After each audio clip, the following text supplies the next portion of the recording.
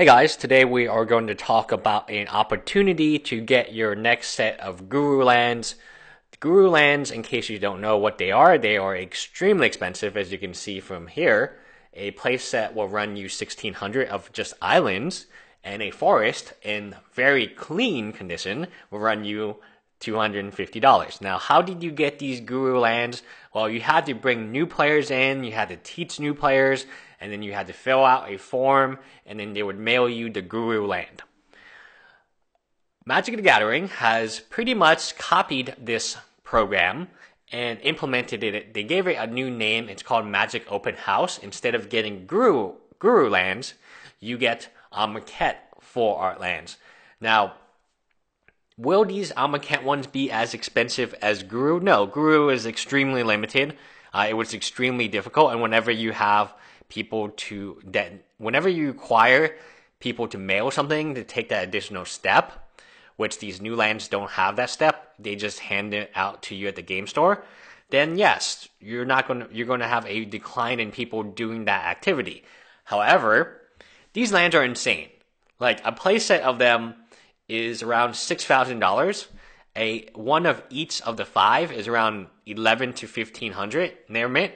So these lands are insane. So let's talk a little bit about Magic Open House and how to get the new Guru Lands. So it occurred Saturday before the pre-release. It's a new program encouraging casual fun for new players and an easy league style standard play with a participation promo reward. So Saturday, April 15th, you invite players of all levels and you say goodbye to Aether Revolt, although we're not really saying goodbye to it. But we are going to introduce new players to the game, welcoming them to your community with learn to play sessions using the welcome decks that will be provided in your kit. Invite the veteran players to join by bringing a friend or helping to teach a new player.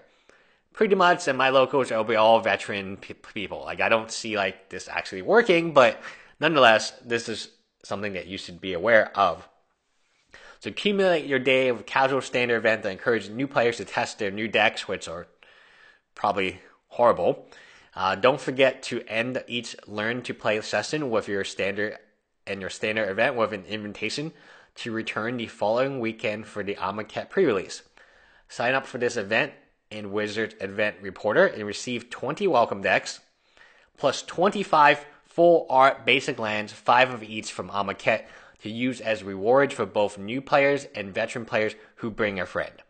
So you have to be a new player, or B, a veteran player who brings a friend. This is exactly what the Guru program was, except instead of doing it and then signing up and sending something off in the mail, you get the card right then and there. So it's actually a lot better. Highly, highly limited. There's only 25 of these. There's 5 of each type. They are basic lands, full art basic lands. Let me tell you why that's so important. Basic lands, typically, when you talk about utility or the most useful of all lands, people will say, oh, shock lands, fetch lands, yes, those are good, but basic lands are better, in my opinion, if you want to go for the pimp version of it, because you just need more of them. You just need more. 25 of these will exist on one day. Full art, foil, my goodness. Goodness. Let's take a look at the current prices of the Guru Lands. And they are, if you take just the highs and assume that the highs are just near mint, it's around $1,500 for just one of each. Around $6,000 for a playset if someone does have that many of them. It is an opportunity here. I'm not sure how to maximize this opportunity, but I have until April the 15th to figure out how I'm going to accumulate a cube box of these. I might just go there and buy them all from the people who get them and just throw out an offer to everyone once it gets closer that if you go to the event, I will send you X amount of items or pay you X amount in PayPal, and then you send me these lands. I'm very, very optimistic that these lands will be valuable. Now, are they going to be a few $100s? Are they going to be $500 for an island? No. But they don't need to be, right? They just don't need to be. There will be people who want these basic lands. I included.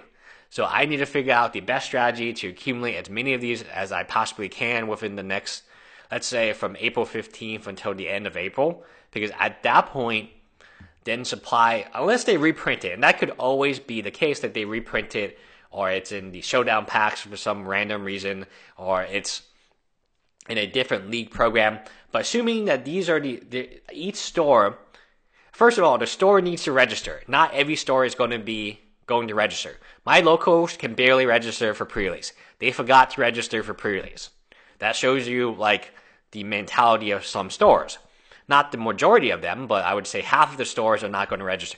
Maybe 10% of these stores actually register for this program because the store owners have other programs to register for, not necessarily just Magic the Gathering. So assume 10% of them do it. You have 25 cards, limited edition, basic land cards, a store. That's not very many. And now they're going in the hands of new players who will never play Magic again. So a lot of this is going to be lost. What I'm saying is, if what I believe actually happens, the supply on these will be very limited because the supply will go to new players. And new players, not all of them are going to continue playing Magic. A lot of them will just throw away their Magic cards or put it away and lose it, damage it. And then eventually you have a situation like the Guru Lands where there's just not that many of them. Anyway, leave me a comment below if I'm right, I'm wrong, what you believe, and how best to accumulate these. Obviously, we can go on TCG Player and eBay to buy them, but I want to accumulate them en masse. Anyway, leave me a comment below. Bye, guys.